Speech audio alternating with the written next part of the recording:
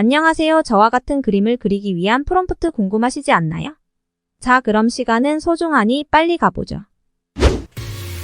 네, 오늘은 프롬프트에 대해서 간단히 좀 살펴볼까 합니다.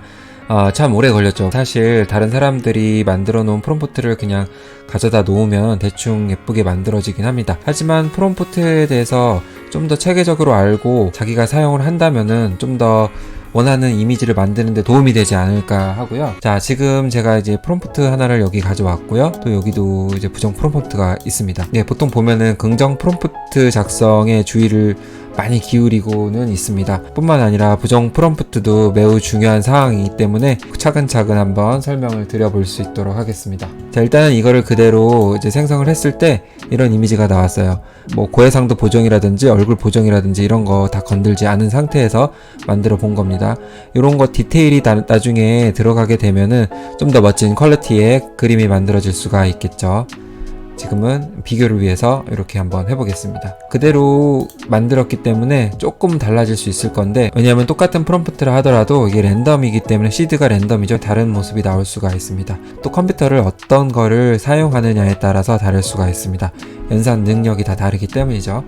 네, 그죠? 다른 이미지로 만들어주죠. 하지만 어떤 분위기 자체는 크게 다름이 없어요. 옷하고 이런 것들이 좀 달라지는 거겠죠. 프롬프트를 한번 뜯어볼 수 있도록 하겠습니다. 작성을 할 때 일반적으로 많이 사용하는 기준으로 작성을 하는 편입니다. 많이 보신 거죠? 국민 프롬프트라고 해가지고 화질을 좋게 하기 위한 단어들을 나열을 한 것입니다. 보통 이런 것들을 가장 처음에 제시를 해주고요. 그 다음에 보면 카우보이 샷이라고 나와 있죠. 요거는 무릎 위까지의 인물 샷을 의미하는 건데, 이렇게 카메라 앵글을 같이 정해주기도 합니다. 이렇게 어떤 화질과 카메라 앵글의 어떤 요소들을 조합을 해주고 나서, 그리고 주인공의 주제, 이제 주제가 들어가는 거죠. 주제. 자, 여기 보면 여러 가지 요소가 들어가겠지만 일반적으로 우리가 여성을 나열을 할 때 이런 표현들을 많이 쓰기도 합니다. 이런 표현들을 쓰고 여기다가 좀 더 구체적인 세밀한 묘사들이 들어가는 거겠죠. 보통 인물의 표정이라든지 아니면 인물의 어떤 기분, 아니면 입고 있는 의상, 그리고 어떤 피부 색깔, 아니면 머리 색깔, 아니면 들고 있는 액세서리 등등등 많은 것들을 묘사할 수 있는 부분입니다. 네, 그리고 그 다음에는 가령 이제 뭐 배경이라든지 아니면 장소, 아니면 어떤 빛의 성질, 라이팅, 아니면 주변 환경, 이런 날씨 같은 그런 것들을 결정해주는 요소라고 볼 수 있습니다. 어떤 그림의 스타일, 여기 같은 경우는 사이버펑크라고 나와있죠. 이런 스타일을 정해줄 수 있는 부분이라고 생각하면 돼요. 이렇게 보면은 굉장히 간단하죠. 보통 보면은 이런 것들이 마구 섞여 있는 경우가 있습니다. 이럴 때는 사람이 볼 때도 헷갈리고 AI가 판단할 때도 헷갈리는 경우가 있기 때문에 이런 순서로 나열해 주시는 것이 정석이라고 볼 수가 있습니다. 물론 어느 정도 섞여 있어도 이미지가 잘 나오기는 하는데, 나중에 뭔가 요소를 추가하거나 뺄 때 이런 기준을 잡지 않는 상태에서 한다고 하면은 뭔가 섞이기도 하고 중복되기도 하고 난잡한 프롬프트로 인해 의도와는 다른 이미지가 생기기도 합니다. 자, 그러면 프롬프트에서 이렇게 숫자가 붙고 가로가 붙는 경우가 있습니다. 저도 역시 처음에는 이게 뭔지 궁금했었는데요. 아마 초보자들 입장에선 이것 역시 알고자 하는 사항일 것입니다. 보통 보면은 가로를 묶이게 되면은 가중치를 주었다고 생각하면 돼요. 아니면 대가로라든지 중가로라는 프롬프트에 사용하긴 하는데 보통 스테이블 디퓨전 같은 경우는 사용하지 않고요. 그래서 이에 대한 설명은 좀 생략을 하겠습니다. 그리고 가로 안에 이렇게 숫자가 붙는 경우가 있어요. 1.1, 1.2, 1.3, 1.8까지 이렇게 사용을 하는데요. 여기서 보면은 숫자가 높을수록 가중치가 높다고 생각하시면 되겠죠. 예를 들어 여기서 화질 부분에서 제일 높은 게 지금 카우보이 샷이라고 볼 수가 있겠는데요. 카우보이 샷을 꼭 완성하겠다 했을 때는 좀 더 가중치를 주는 것이겠죠. 만약에 인물 묘사 중에서도 좀 더 가중치를 두고자 하는 곳에서는 1.3 이런 식으로 가중치를 두겠죠. 같은 원리로 다른 것도 설명을 할 수가 있겠습니다. 그런데 예를 들어 이런 것도 있을 수가 있어요. 자, 보면은 이렇게 가로가 2개가 있는 경우도 있고 가로가 3개가 있는 경우가 있어요. 제가 이해하기 쉽게 이렇게 써놨는데, 가로가 하나 있을 때는 1.1배가 되는 것이고 가로가 2개 있을 때는 이런 식으로 1.21, 자, 1.3 이렇게 보통 이제 줄여서 1.2, 1.3이라고 합니다. 네, 이렇게 할 수도 있는 건데, 아까 보셨듯이 보통은 이렇게 숫자로 많이 합니다. 좀 가로가 많으면 복잡해지기도 하고요.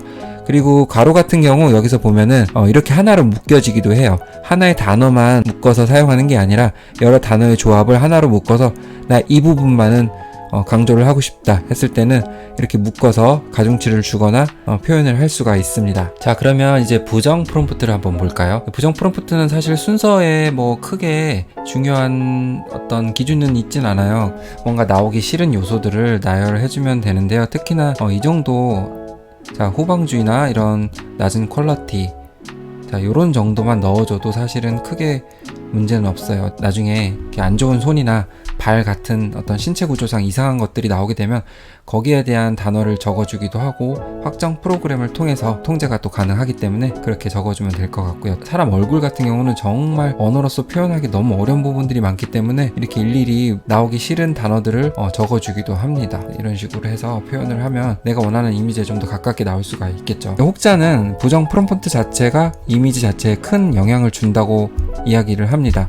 저도 하다 보면은 부정 프롬프트가 영향이 좀 큰 것 같은 경우가 종종 있었거든요. 그래서 부정 프롬프트 역시도 무시해야 될 사항은 아니라고 생각을 합니다. 네, 이 정도로 알아보면 될 것 같고요. 그럼 다시 프롬프트 화면으로 와서 이런 것도 한번 보셨을 거예요. 언더바가 2개 생기고 예를 들어 뭐 클로즈 이런 식으로 한번 해볼까요?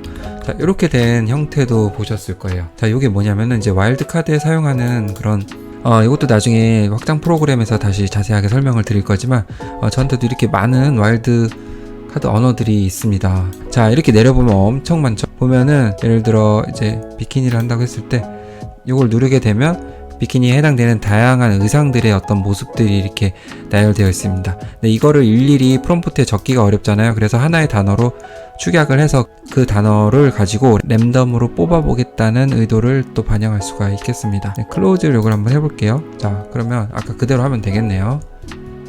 여기 가서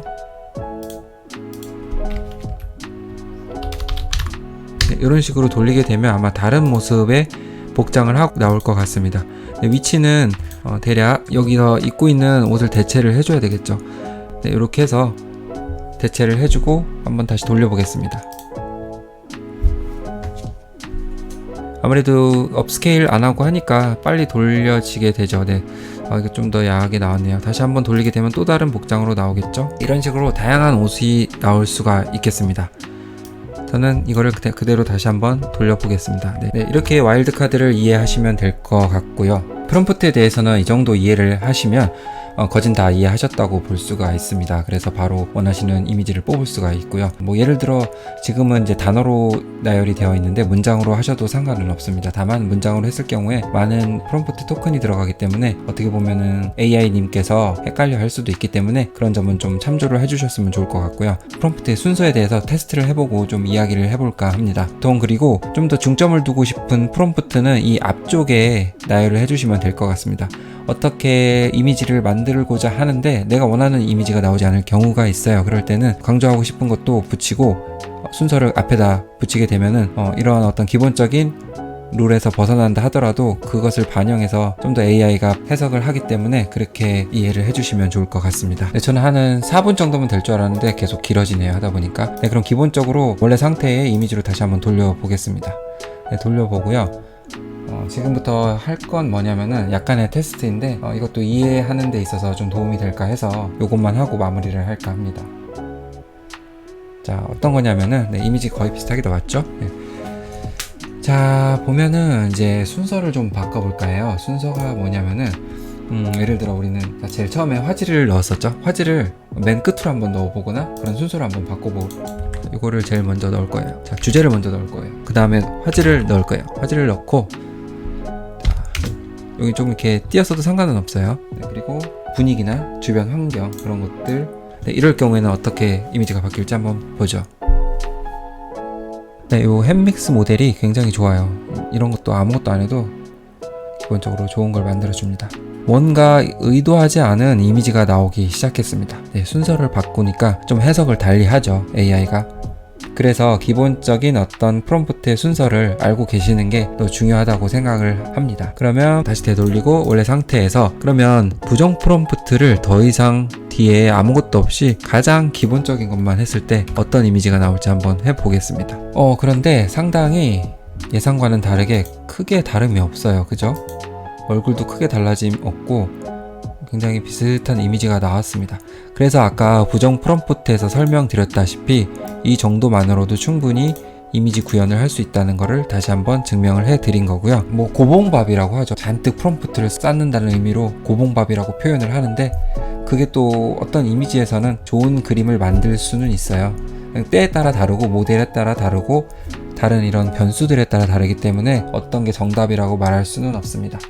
프롬프트를 잘 작성하기 위해서는 제가 가르쳐드린 이런 기본적인 룰하고, 그리고 다른 사람들의 작품 속에서 나타난 프롬프트를 공부해 보시는 것도 많은 도움이 됩니다. 그 사람이 만든 프롬프트도 결국 많은 노력에 의해서 나온 거기 때문에 그러한 노력을 흡수하는 것도 괜찮은 방법입니다. 요거는 지금까지 끝까지 영상을 보신 분들은 팁을 알아갈 수 있으실 거예요.